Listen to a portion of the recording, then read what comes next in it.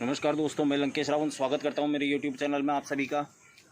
मैं आज आप लोगों से बात करने के लिए आया हूं कि हमारे देश में हम लोगों के साथ में मतलब कितना हमारी आंखों के सामने ही धांधली चल रही है, लेकिन हम लोग कुछ बोलते नहीं हैं क्योंकि हम लोग खुद बटे हुए हैं, या तो हिंदू मुस्लिम के अंदर, या कांग्रेस, बीजेपी, टीएमसी और जितनी भी पार्टियां हैं उनके अंदर हम लोग बटे हुए हैं। जबकि ये पार्टियां हमें किसी भी तरीके की कोई आर्थिक मदद या कोई मानसिक मदद, मतलब किसी भी तरीके की किसी मदद की हम उनसे उम्मीद नहीं रख सकते हैं। ये लोग जो भी नियम बनाते हैं वो जनता के लिए बनाते हैं, इनके ऊपर वो नियम भी लागू नहीं होते हैं। मैं आज बेसिकली तो जो बात करने के लिए आया हूँ वो ये बात करने के लिए आया हूँ, देखो प्राइवेट नौकरी वालों को तो भूल ही जाइए कि उनकी भविष्य निधि जिसको बोलते हैं कि उनके भविष्य की कोई सिक्योरिटी आर्थिक तौर पर है, वो तो है ही नहीं। उसके अलावा अगर हम सरकारी कर्मचारियों की बात करते हैं तो उनका रिटायरमेंट के बाद में अब पेंशन योजना बंद कर दी गई है। वो आप लोग सभी लोग अवगत हैं उस बात से पूरी तरीके से।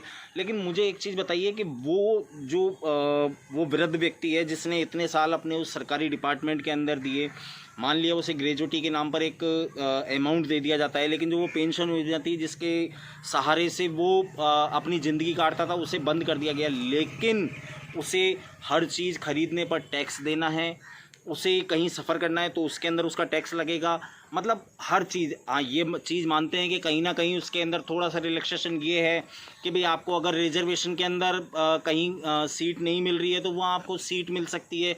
वो बहुत माइन्यूट चीज़ें दे दी गई हैं ताकि लोगों की नज़र में ये रहे कि नहीं देखिए हम करते तो हैं वृद्ध व्यक्तियों के बारे में सोचते हुए। लेकिन मैं देश की जनता को ये बोलना चाहूँगा कि ये सिर्फ मुझे नहीं, आप लोगों को भी ध्यान है अच्छी तरीके से कि चाहे पार्टी रहे ना रहे सत्ता के अंदर, एमएलए, एमपीज मतलब विधायक और मंत्री, जो एक बार विधायक बन गया या मंत्री बन गया उसकी पेंशन ताउम्र चालू रहती है जब तक वो जिंदा है।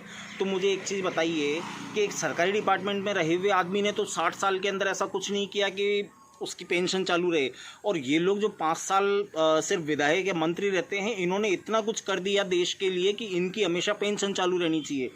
आज ये बोला जाता है कि देश कर्जे के अंदर डूबा हुआ है, देश कर्जे के अंदर डूबा हुआ है। बिल्कुल मानते हैं देश को कर्जे में डुबाने वाली कांग्रेस है, लेकिन ये योजनाएं अगर कांग्रेस ने चालू करी थी तो ये बंद नहीं हो सकती हैं। भाई यही बोला जाता है 70 साल से कांग्रेस ने राज किया, 65 साल कांग्रेस ने राज किया और देश को डुबो दिया। और इसलिए अभी जो कुछ लोगों का जो पार्टी से संबंध रखते हैं उन लोगों का ये कहना है कि भाई हमारे माननीय प्रधानमंत्री जी नरेंद्र मोदी जी अभी जो पेट्रोल के अंदर पैसा बढ़ रहा है और सब चीज़ें हो रही है वो देश का कर्जा उतारने के लिए और उन सब चीज़ों को ध्यान में रखते हुए, ठीक है वो सब चीज़ें हम सहन करने को तैयार है। लेकिन मैं ये पूछना चाहता हूँ कि जो पेंशन योजना है जो एमएलए एमपीज़ की, ये क्यों नहीं बंद हो सकती है। उसके अलावा अभी इतना मतलब टेलीकॉम लाइन के अंदर 449 के अंदर 2 GB डाटा मिलता है आपको पर डे का और अनलिमिटेड कॉलिंग मिलती है, तो फिर 15,000 रुपये भत्ता क्यों दिया जाता है मंत्री को, विधायकों को? क्यों 15,000 रुपये हर महीने दिए जा रहे हैं? लाखों करोड़ रुपया हर महीने इनको इसी चीज़ के नाम पर दे दिया जाता है।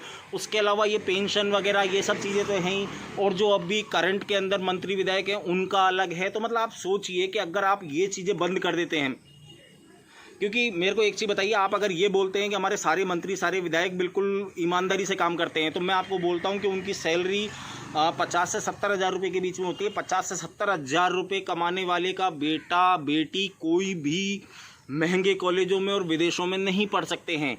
तो मुझे एक चीज़ बताइए कि सारे भ्रष्ट हैं, तो उनका ये सारा भत्ता बंद किया जाए। जब वो देश को ही लूट लूट करके खा रहे हैं तो कम से कम ये जो निधियां बनाई गई हैं, ये जो नीतियां बनाई गई हैं पैसे की, ये तो बंद करी जानी चाहिए ना। और इन चीज़ों के लिए कोई और आवाज़ नहीं उठाएगा।